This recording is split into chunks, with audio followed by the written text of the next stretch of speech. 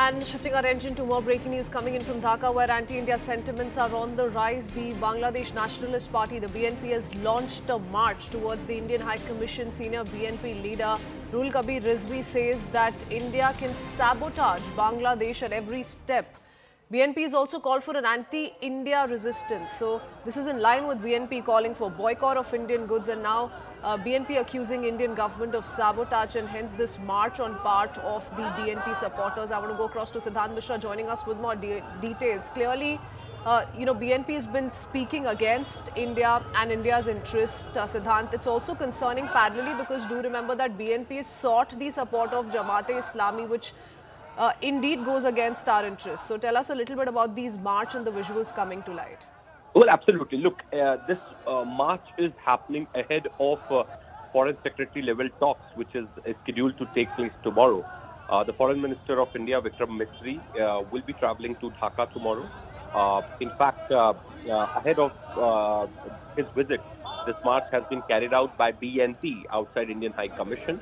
Perhaps, the Yunus government, interim government, is under immense pressure from BNP, Jamaat, and like-minded groups.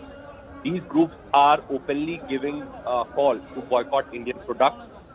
In fact, they are openly threatening people trading with India.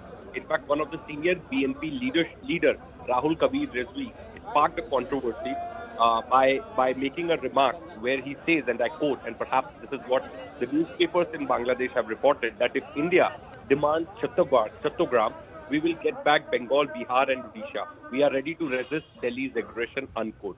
Perhaps BNP wants to consolidate the vote bank.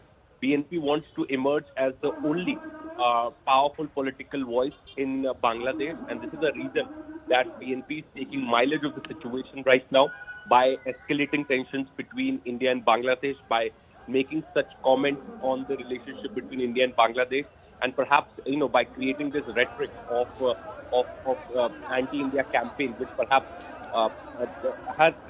has taken place in other neighboring countries of India as well in the past. So the same pitch, the same plank is something which BNP wants to adopt to come back to power in Bangladesh, or perhaps to enjoy the popular sentiment. And this is exactly why such protest march and such statements are being given by BNP leaders.